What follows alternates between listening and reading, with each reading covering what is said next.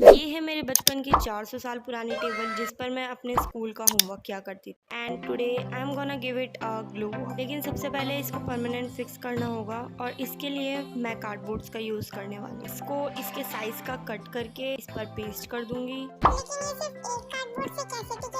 Wall putty का paste लगा। पहले मैं इसे पेंट करने के लिए सैंड पेपर से घिसने वाली थी, लेकिन इसकी शीट ऑलरेडी निकल रही थी। So I have started ripping off its sheet. और इसमें मेरी छोटी बहन ने मेरी हेल्प करा रही थी। वैसे वो हेल्प कोई नहीं करा रही थी, उसका असली मकसद था कबाड़ करना, जो कि पूरा हो गया। शी मस्ट बी थिंकिंग ये मेरी बड़ी बहन जो मुझे कबाड़ करने से मना करती है आज खुद गंद फैला रही है। खैर मुझे क्या, लेट्स जॉइन हर। खैर अब मैंने इस टेबल को सैंड पेपर से घिसना स्टार्ट कर दिया है। इसकी साइड्स वगैरह सब कुछ अच्छे से घिसना। मेरे पास इसके आगे का कोई विजन नहीं है कि मुझे क्या करना है, लेकिन इतना पता है कि इस पर पेंट तो करना ही है ना। शाबाश बेटा। और अब मैंने ये पेंट का डब्बा अपने स्टोर रूम से लिया है, जो कि बिल्कुल सूखा हुआ था एकदम। तो मैं इसमें पानी डाल के इसे ठीक करने की कोशिश कर रही। सैंड पेपर से अच्छे से घिसने के बाद मैंने इसकी बैक साइड पर पेंट करना स्टार्ट कर, जिसके लिए मैं स्पॉन्ज का यूज कर रही हूँ। बट देन आई थॉट कि मुझे इस पर पहले पेंट की एक लेयर लगानी चाहिए थी, उसके बाद फिर स्पॉन्ज से डब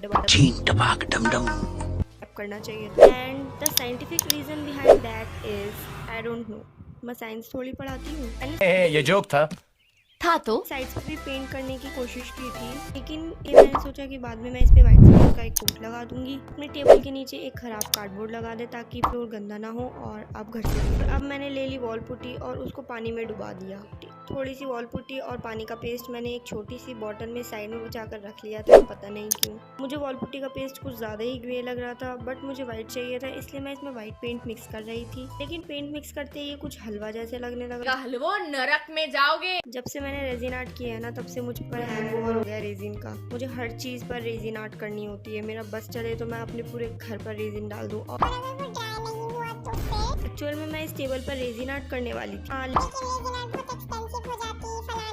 नहीं, मैं रेजिन आर्ट जैसा बैकग्राउंड बनाकर उस पर रेजिन डाल थी।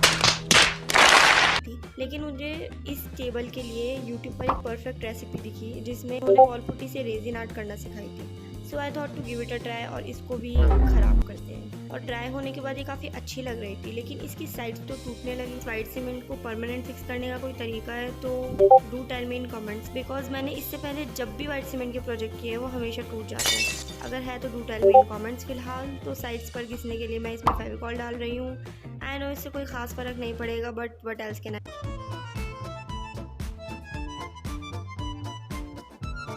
इस टेबल की लेग्स को भी अच्छे से कवर कर दूंगी ताकि मैं इस पर पेंट कर सकूं। मेरा प्लान बस इतना ही था कि मैं वॉल पुट्टी के इस पेज से कवर करके इस पर पेंट कर दूंगी जब तक ये नहीं आए। होने के बाद अगले दिन ही इस पर क्रैक्स आने लगे, जिससे मुझे पता लग गया कि इसे आगे कंटिन्यू करना सिर्फ टाइम वेस्ट है। लेकिन अब मैं क्या करूँ, क्योंकि वॉल पुट्टी तो मैंने सब जगह लगा दी और अगर मैंने इसे पूरा भी कर लिया तो ये ड्राई होकर टूट जाएगा या फिर इस पर क्रैक्स आने लगेंगे। तो मैंने सोचा हटाओ यार, पहले टेबल पर पेंट कर लेते हैं, जो होगा देखा जाएगा।